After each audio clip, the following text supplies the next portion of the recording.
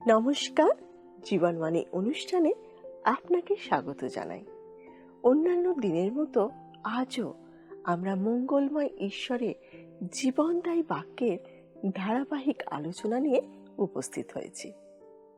আমার বিশ্বাস আপনি কৃতজ্ঞতার সাথে এই বাক্য গ্রহণ করে থাকেন এবং দিন প্রতিদিন ঈশ্বরের জ্ঞানে বৃদ্ধি পাচ্ছেন।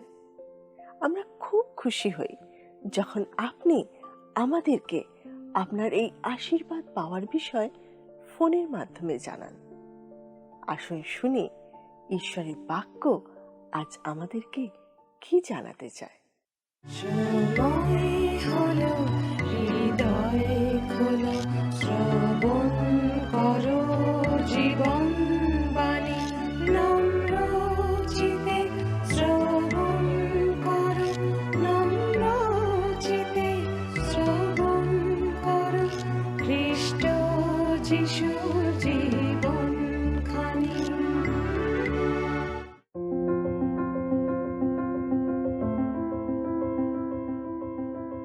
আমার বিশ্বাস আপনি জানেন যে আমরা এই সময় আমাদের পবিত্র বাইবেলের পুরাতন নিয়মের অন্তর্গত জোয়েল ভাববাদীর পুস্তকটি থেকে অধ্যয়ন করছি।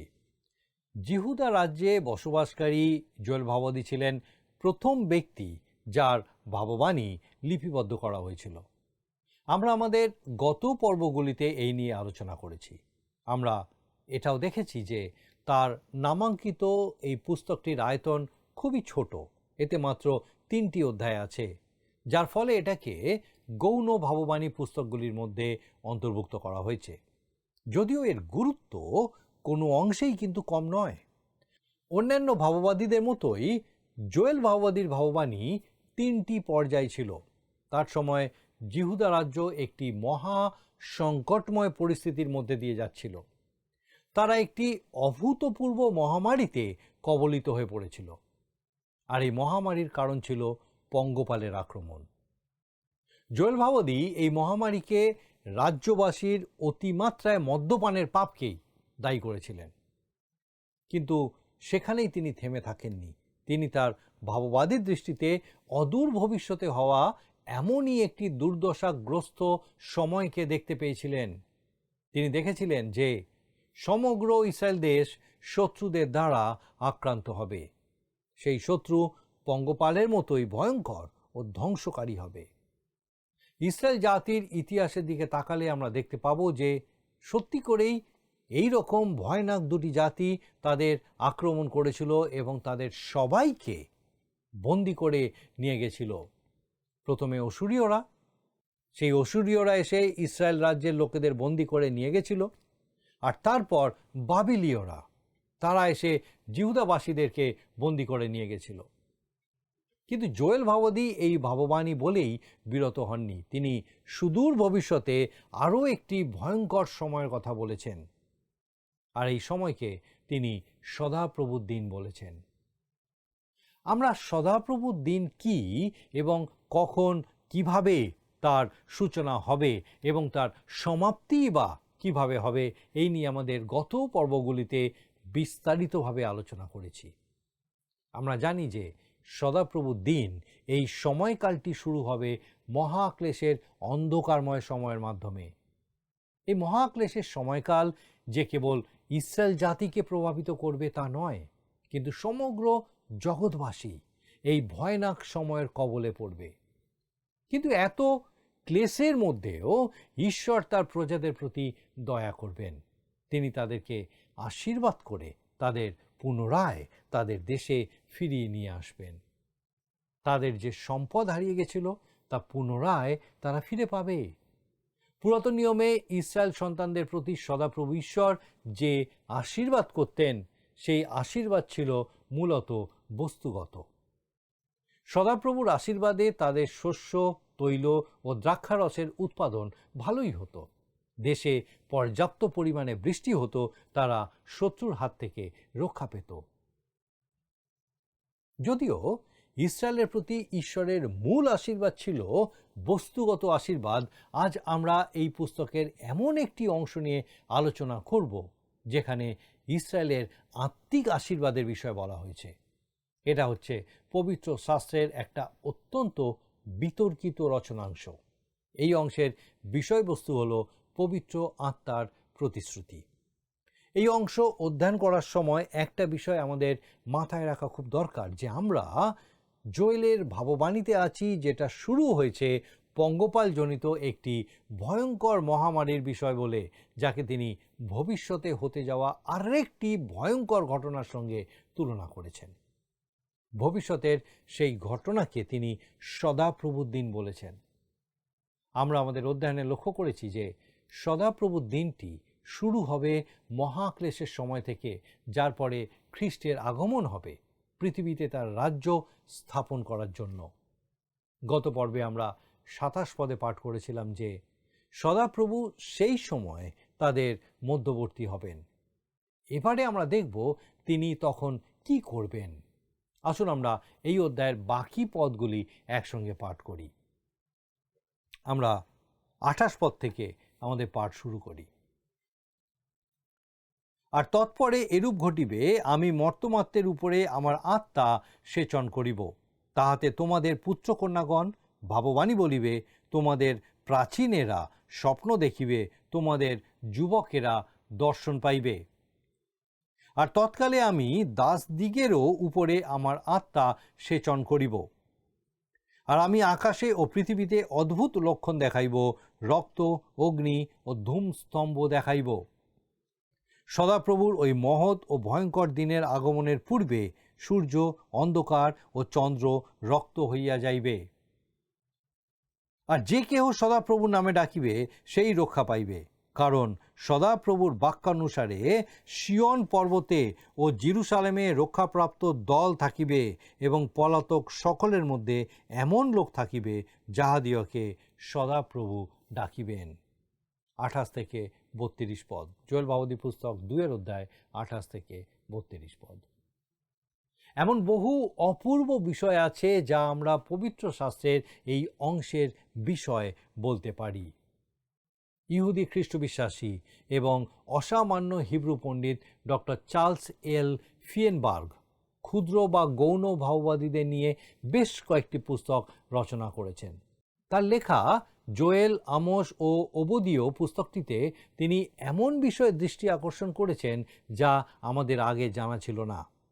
তিনি সেখানে লিখেছেন, হিব্রু লিপিতে লেখা জোয়েলের পুস্তকের 2 অধ্যায়ের 28 থেকে 32 পদ হলো আসলে এই পুস্তকের 3 অধ্যায়, এবং আমরা এখন যেটাকে 3 অধ্যায় হিসাবে পাই সেটা হচ্ছে মূল রচনার 4th অধ্যায়।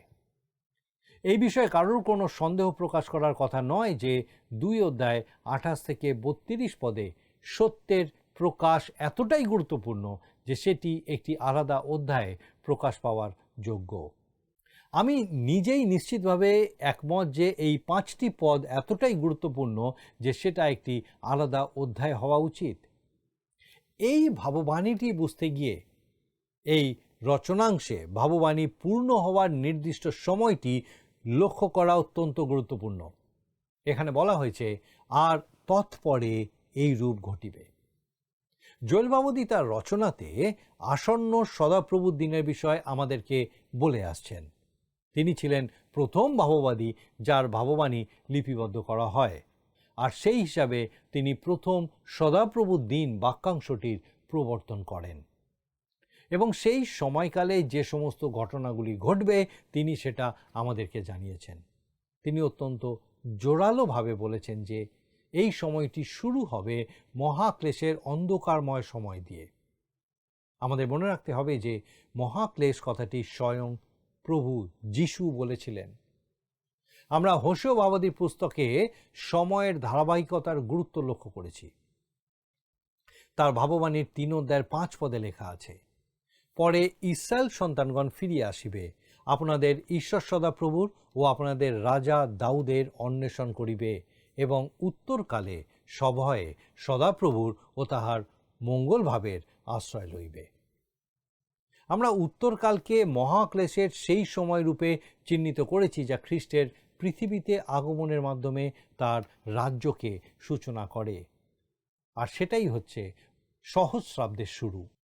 এর থেকে আমরা এই সিদ্ধান্তে পৌঁছাই যে জোয়েল ভাওবাদী এখন একেবারে নির্দিষ্ট এক সময়কাল সম্বন্ধে বলছেন, যে এই ভাববাণীটি সদাপ্রভুর দিনের সময় পূর্ণ হবে, মহাক্লেশের রাতের পর।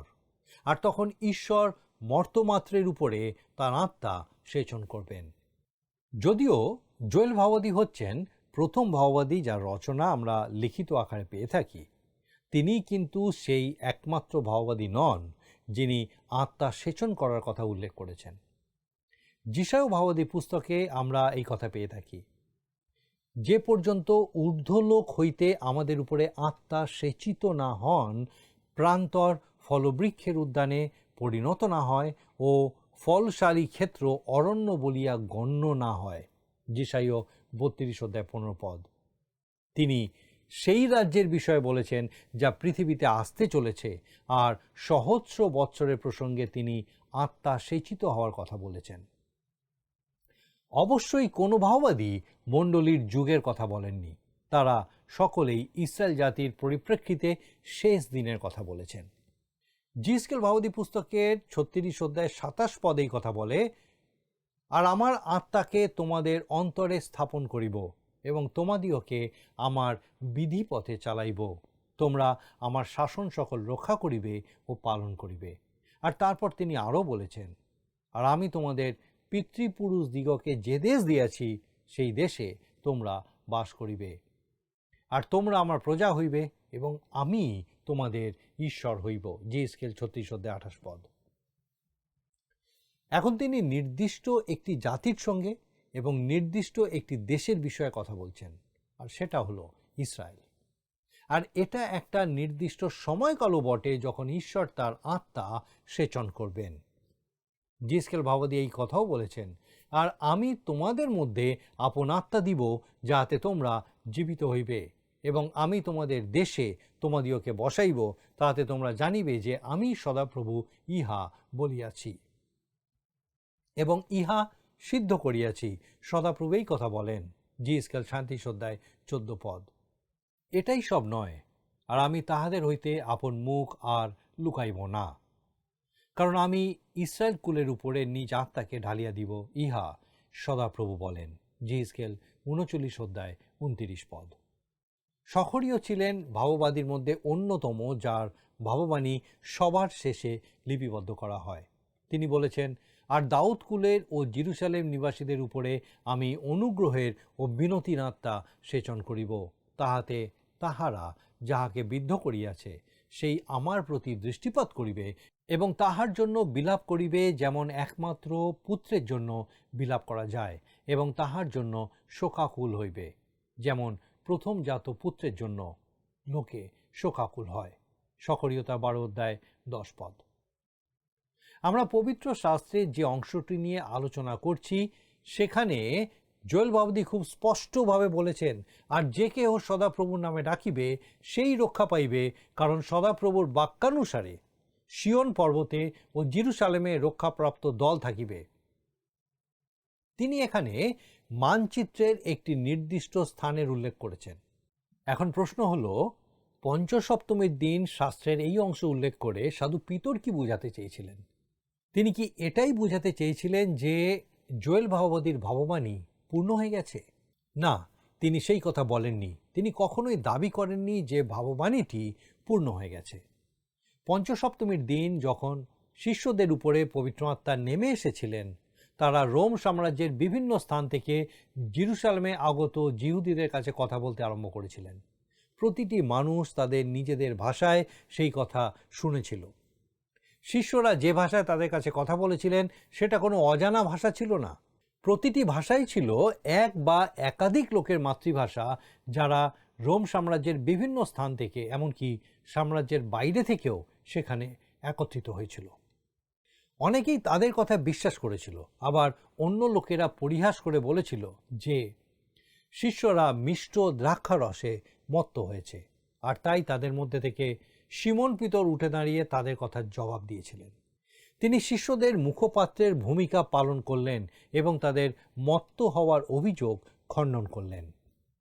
হে জিহুদি লোকেরা, হে জেরুজালেম নিবাসী সকলে, তোমরা ইহা জ্ঞাত হও এবং আমার কথায় কর্ণপাত করো, কেননা তোমরা যে অনুমান করিতেছ ইহারা মত্ত তাহা নয়, কারণ এখন বেলা 3 ঘটিকা মাত্র। প্রেরিত তার 2:14 ও 15 পদ। পিতর সকলকে বললেন যে এত সকালবেলা কেউ দ্রাক্ষারস পান করে না।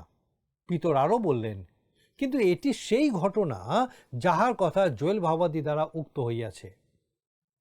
লক্ষ্য করে দেখুন, সাধু পিতর এই কথা বলেননি যে এই ঘটনা জোয়েলের ভাববাণীর পরিপূর্ণতা। কোনো বিষয় যদি একটি ভাববাণীর পরিপূর্ণতা হয়, তাহলে সেই কথা সমস্ত সুসমাচার রচয়িতা এবং সাধু পৌল খুব স্পষ্টভাবে বলেছেন। আমি এখানে বাইবেলের সেই সমস্ত অংশগুলো এক এক করে উল্লেখ করে যেতে পারি না। উদাহরণস্বরূপ আপনাদের মথি তার 2:17 ও 18 পদ লক্ষ্য করতে বলবো। তখন জিরোমীয় ভাববাদী দ্বারা কথিত এই বচন পূর্ণ হইল, রামায় শব্দ শোনা যাইতেছে, হাহাকার ও অত্যন্ত রোদন। রাহেল আপন সন্তানদের জন্য রোদন করিতেছেন, সান্ত্বনা পাইতে চান না, কেননা তাহারা নাই। এটা ছিল একটি ভাববাণীর পরিপূর্ণতা, যা খ্রিস্টের জন্মের সঙ্গে সম্পর্কিত ঘটনাবলীর সঙ্গে যুক্ত ছিল। আমরা এবারে একই অধ্যায় 23 পদটি দেখি, এবং নাসরত নামক নগরে গিয়া বসতি করিলেন, যেন ভাববাদীগণ দ্বারা কথিত এই বচন পূর্ণ হয় যে তিনি নাসরতীয় বলিয়া আখ্যাত হইবেন। কিংবা যদি আমরা প্রেরিত 13 অধ্যায়ে আসি, সেখানে পিসিদিয়ার আন্তিখিয়ায় সাধু পৌলকে প্রচার করতে দেখি। তিনি সেখানে খ্রিস্টের পুনরুত্থানের প্রসঙ্গে বলেছেন, আর পিতৃগণের কাছে কৃত প্রতিজ্ঞার বিষয়ে আমরা তোমাদিওকে এই সুসমাচার জানাইতেছি যে ঈশ্বর যিশুকে উঠাইয়া আমাদের সন্তানগণের পক্ষে সেই প্রতিজ্ঞা পূর্ণ করিয়াছেন, যেমন দ্বিতীয় গীতেও লেখা আছে, তুমি আমার পুত্র, অদ্য আমি তোমাকে জন্ম দিয়াছি। প্রেরিত 13 অধ্যায় 32 ও 33 পদ। ভাববাণীর পরিপূর্ণতা সম্বন্ধে বাইবেল খুবই সুস্পষ্ট। প্রেরিত তার 2:16 পদে সাধু পিতর কি বলেছেন? এটি সেই ঘটনা যাহার কথা জোয়েল ভাববাদী দ্বারা উক্ত হইয়াছে। তিনি এই কথা বলেননি যে জোয়েল যে ঘটনার বিষয়ে বলেছিলেন এটা হচ্ছে সেই ঘটনা, বরং তিনি যা বলতে চেয়েছেন সেটা হলো এই ঘটনা হলো তার ভাববাণীতে বর্ণিত ঘটনার মতো একটি ঘটনা। আপনি যদি মনে মনে পঞ্চাশপ্তমীর দিনে ফিরে যান, তাহলে উপলব্ধি করতে পারবেন যে সাধু পিতর পরজাতীয়দের সঙ্গে কথা বলছিলেন না, কিন্তু তিনি জিহুদীদের সঙ্গে কথা বলছিলেন, যারা পুরাতন নিয়মের শিক্ষায় শিক্ষিত ছিল। তারা ছিল রোম সাম্রাজ্যের বিভিন্ন স্থানের মানুষ, যারা পর্ব পালন করতে জেরুসালেমে এসেছিল। তারা বহুদূর থেকে এসেছিল, কারণ সাধু মসির ব্যবস্থায় যা নির্দেশ দেওয়া ছিল সেটা তাদের পালন করতে হতো। প্রকৃতপক্ষে সাধু পিতর তাদের এই কথাই বলেছেন, তোমরা যা দেখছো সেই বিষয়ে পরিহাস করো না, বিদ্রূপ করো না। এই ঘটনা হচ্ছে অনেকটা সদাপ্রভুর দিনে যে ঘটনা ঘটবে তার মতো, যার বিষয়ে জোয়েল ভাববাদী বলেছেন। তিনি জোয়েলের ভাববাণী উদ্ধৃত করে বলেছেন, শেষকালে এরূপ হইবে, ইহা ঈশ্বর বলিতেছেন, আমি মর্তমাত্রের উপরে আপন আত্মা সেচন করিব। প্রেরিতা 2:17 পদ। সেই ঘটনা শেষ দিনে ঘটবে। সেই সময় মর্তমাত্রের উপরে ঈশ্বরের আত্মা সেচিত হবে। এই ঘটনা কি পঞ্চসপ্তমীর দিন পূর্ণ হয়েছিল? হয়নি। এর আগের অধ্যায়ে যাদের নাম উল্লেখ করা হয়েছে তারাই কেবল এই অভিজ্ঞতা লাভ করেছিলেন, আর 3000 মানুষ পরিত্রাণ পেয়েছিলেন। সেদিন যদি 3 লক্ষ মানুষও পরিত্রাণ পেতেন, তাহলেও সেটা মর্তমার্তের উপরে আত্মার সেচন হতো না। সেটা কোনোভাবেই জোয়েলের ভাববাণীর পরিপূর্ণতা হতো না। বস্তুত সাধু পিতর তাদের এই কথাই বলেছিলেন, যা ঘটছে সেই বিষয়ে পরিহাস করো না। তোমাদের নিজেদের ঈশ্বরের বাক্য থেকেই বোঝা উচিত যে জোয়েল এই কথাই বলেছেন যে এমন দিন আসবে যেদিন ঈশ্বর মর্তমার্তের উপরে তার আত্মা সেচন করবেন। আজ যদি কয়েকজন মানুষের উপরে সেটা সেচিত হয়ে থাকে, তবে আমাদের অবাক হওয়ার কিছু নেই। সেই সময় বাকি যা যা কিছু ঘটবে সেই বিষয়ে জোয়েল ভাববাদীর ভাববাণী থেকে উদ্ধৃতি দিয়ে সাধু পিতর বললেন, আমি উপরে আকাশে নানা অদ্ভুত লক্ষণ এবং নিচে পৃথিবীতে নানা চিহ্ন, রক্ত, অগ্নি ও ধূমবাষ্প দেখাইব। প্রভুর সেই মহৎ ও প্রসিদ্ধ দিনের আগমনের পূর্বে সূর্য অন্ধকার হইয়া যাইবে, চন্দ্র রক্ত হইয়া যাইবে। প্রেরিতা 2:19-20 পঞ্চসপ্তমীর দিনে কি এটা পূর্ণ হয়েছিল? নিশ্চিতভাবে না। সেদিন কোনো ভূমিকম্প হয়নি, সূর্য বা চন্দ্রের কোনো পরিবর্তন হয়নি। এই ঘটনাগুলি জোয়েল ভাওয়াদি যে দিনকে প্রভুর সেই মহৎ ও প্রসিদ্ধ দিনে বলেছেন, সেই দিনেই ঘটবে। পঞ্চসপ্তমীর দিনটি একটি মহান দিন ছিল, কিন্তু সেটা কোনো প্রসিদ্ধ দিন ছিল না, সেটা কেবল একটা সুন্দর দিন ছিল। আমরা যদি জোয়েলের পুস্তকটি বুঝে থাকি, আমরা কোনোদিনও এই সিদ্ধান্তে পৌঁছাবো না যে সাধু পিতর এই কথা বলছিলেন যে জোয়েলের ভাববাণী পঞ্চসপ্তমীর দিনে পূর্ণ হয়েছে। সেদিন তারা উপহাস করছিল, কেবল তাদের জবাব দেওয়ার জন্যই সিমন পিতর জোয়েলের ভাববাণীকে ভূমিকা হিসাবে ব্যবহার করেছিলেন। এখন প্রশ্ন হলো, সিমন পিতর সেদিন তাদের উদ্দেশ্যে যে বার্তা দিয়েছিলেন তার বিষয়বস্তু কী ছিল? পঞ্চসপ্তমীর দিন সিমন পিতরের প্রচারের বিষয় ছিল প্রভু যীশু খ্রিস্টের পুনরুত্থান। এখন যখন তিনি তার মূল পাঠে আসেন, তিনি গীতসংহিতা 16 গীত 8-10 পদটি ব্যবহার করেছিলেন, যেখানে খ্রিস্টের পুনরুত্থান সম্পর্কে ভবিষ্যৎবাণী করা হয়েছিল। লক্ষ্য করুন তিনি কিভাবে এটাকে খ্রিস্টের ক্ষেত্রে প্রয়োগ করেছেন। এই যিশুকেই ঈশ্বর উঠাইয়াছেন, আমরা সকলেই এই বিষয়ের সাক্ষী। অতএব তিনি ঈশ্বরের দক্ষিণ হস্ত দ্বারা উচ্চীকৃত হওয়াতে এবং পিতার নিকট হইতে অঙ্গীকৃত পবিত্র আত্মা প্রাপ্ত হওয়াতে এই যাহা তোমরা দেখিতেছ ও শুনিতেছ তাহা তিনি সেচন করিলেন। প্রেরিত 2:32-33 পদ। জোয়েল ভাওবাদী এবং সাধু পিতর উভয়ই তাদের বক্তব্যের উপসংহারে বলেছেন, আর যে কেহ সদাপ্রভুর নামে ডাকিবে সেই রক্ষা পাইবে। পিতর বলেছেন পরিত্রাণ পাইবে। এটি হচ্ছে পবিত্র শাস্ত্রের অনেক অংশের মধ্যে একটি, যার বিষয়ে বলতে গিয়ে আমি মনে করি যে পরিত্রাণের সব থেকে বড় সময় এখনও আসেনি, সেটা ভবিষ্যতের জন্য তোলা রয়েছে। আমার বিশ্বাস যত মানুষ হারিয়ে গেছে, ঈশ্বর তার চেয়ে অনেক বেশি মানুষকে উদ্ধার করবেন। খ্রিস্টের বিশ্বস্ত দাস ও প্রচারক স্পার্জেনের সঙ্গে আমি এই বিষয়ে একমত, যিনি বলেছিলেন যে তিনি বিশ্বাস করেন যে মতো লোক হারিয়ে যাবে, তার চেয়ে আরও বেশি লোককে ঈশ্বর নিজের দিকে আকর্ষণ করবেন। খ্রিস্ট যখন পৃথিবীতে আসবেন এবং তার রাজ্য প্রতিষ্ঠা করবেন, তখন পৃথিবীবাসী এমন মহৎ সময়ের অভিজ্ঞতা লাভ করবে যখন মানুষ ব্যক্তিগতভাবে ঈশ্বরের দিকে ফিরে আসবে। মহাক্লেশের সময়ও প্রভুর প্রতি মহাপ্রত্যাবর্তন লক্ষ্য করা যাবে, যা মণ্ডলীর যুগের থেকেও বড় হবে। সাধু পিতরের প্রচারের প্রধান বিষয় ছিল যীশু খ্রিস্টের পুনরুত্থান, যার মাধ্যমে ঈশ্বর তাকে প্রভু ও খ্রিস্ট উভয়ই করেছেন। তারা যে ঘটনার সাক্ষী হয়েছিল তিনি তার গুরুত্ব দেননি। গুরুত্বপূর্ণ বিষয় হলো খ্রিস্টের সঙ্গে পরিচিত হওয়া। অভিজ্ঞতা অর্জনে এতটা ব্যস্ত হয়ে পড়বেন না যে খ্রিস্টকে জানার সুযোগ আপনি হারিয়ে ফেলবেন।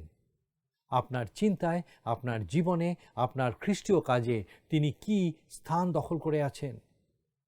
জোয়েল ভাওবাদীর ভাববাণীর এই অংশ অত্যন্ত গুরুত্বপূর্ণ, কিন্তু এখনও সেটা পূর্ণ হয়নি।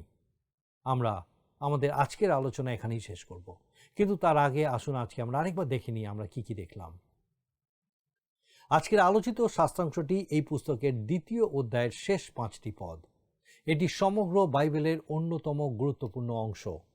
এখানে একটি ঘটনার কথা বলা হয়েছে যখন ঈশ্বর সমগ্র মানবজাতির উপরে তার আত্মাকে সেচন করবেন। পঞ্চসপ্তমীর দিন যখন শিষ্যদের উপর পবিত্র আত্মা নেমে এসেছিলেন, তখন তারা রোম সাম্রাজ্যের বিভিন্ন স্থান থেকে আসা যিহুদিদের কাছে তাদের মাতৃভাষায় প্রচার করতে শুরু করেছিলেন। অনেকেই সেই সময় তাদেরকে বিদ্রূপ করেছিল, আর সাধু পৌল সেই বিদ্রূপের প্রতিবাদ করেন এবং বলেন যে এই ঘটনা সাধারণ ঘটনা নয়। জোয়েল ভাওবাদী সদাপ্রভুর দিন সম্পর্কে যে ভাববাণী বলেছিলেন, এটি সেই রকমই একটি ঘটনা, যদিও এটা সেই ঘটনার ভাববাণীর পরিপূর্ণতা নয়। আমাদের পরের পর্বে আমরা এই পুস্তকের শেষ অধ্যায়টি অধ্যয়ন করব। আসুন এখন প্রার্থনায় যাবার আমি চাইব আপনিও যোগ দিন। আসুন প্রার্থনা করি। মঙ্গলময় পিতা, তোমার ধন্যবাদ, তোমার স্তুতি করিও প্রভু। কিছুই তোমার ইচ্ছার বাইরে হয় না, সমস্ত কিছু তুমি তোমার পরিকল্পনা, তুমি স্থির করেছো এবং তোমার জীবন্ত বাক্য দ্বারা তোমার সেই পরিকল্পনা আমাদের কাছে জ্ঞাত করো। ধন্যবাদ দিই আজকে আরেকবার আমাদের প্রত্যেক দর্শক বন্ধুর সঙ্গে তুমি কথা বললে। প্রার্থনা করি এইভাবে পিতা তোমার পবিত্র পরাক্রমে প্রত্যেককে তোমাতে স্থির রাখো, তোমাতে বৃদ্ধি পেতে সাহায্য করো এবং পিতা কেউ যেন হারিয়ে না যায় তুমি রক্ষা করো। তোমার যিশু নামে ভিক্ষা দয়া করে শ্রবণ গ্রহণ করো, আমেন।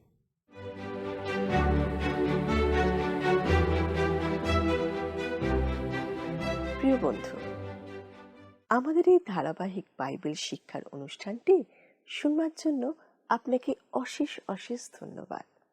আপনি নিশ্চয়ই দিন প্রতিদিন ঈশ্বরের বাক্যে সমৃদ্ধ হচ্ছেন এবং আমি বিশ্বাস করি তা আপনার জীবনে কাজ করছে।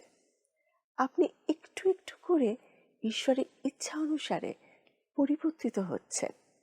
আমরা যা শুনছি তা মনে রাখার জন্য প্রত্যেক দিন ঈশ্বরের বাক্যপাঠ আমাদের খুবই জরুরি।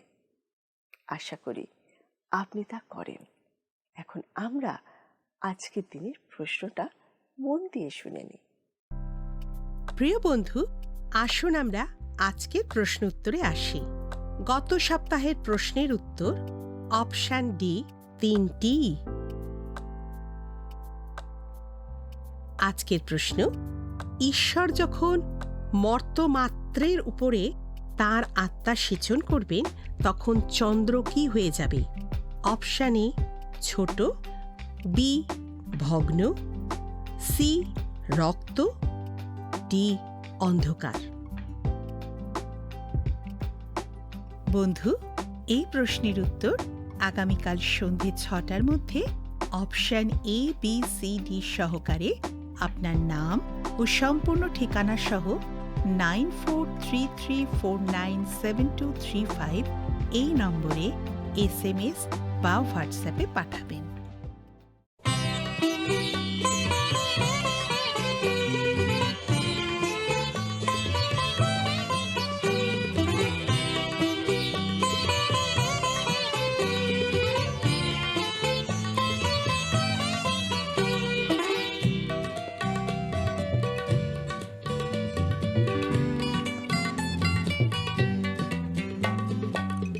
আনন্দে ভরে ওঠে মন তোমাদের কাছে এসে, আমাকে করেছো আপন খ্রিস্টকে ভালোবেসে। আজ আনন্দে ভরে ওঠে মন তোমাদের কাছে এসে, আমাকে করেছো আপন খ্রিস্টকে ভালোবেসে। আজ আনন্দে ভরে ওঠে মন।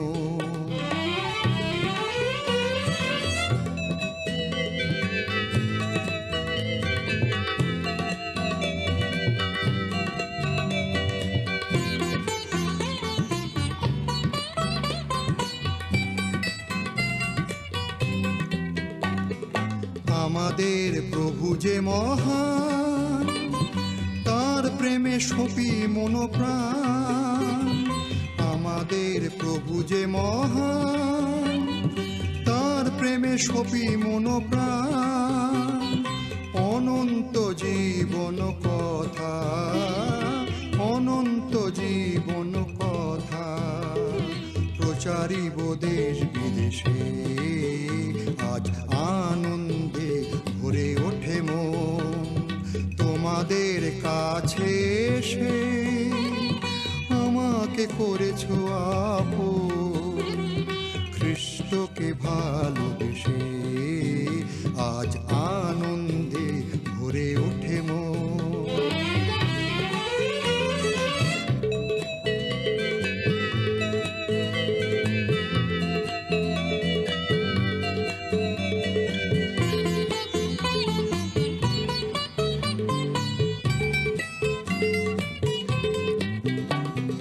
তোমাদের দুটি চোখে। যদি আপনার এই অনুষ্ঠান ভালো লেগে থাকে তাহলে এই নম্বরে একটি মিসড কল করুন। তাহলে আপনি পরের বারে বিজয়ী হতে পারেন।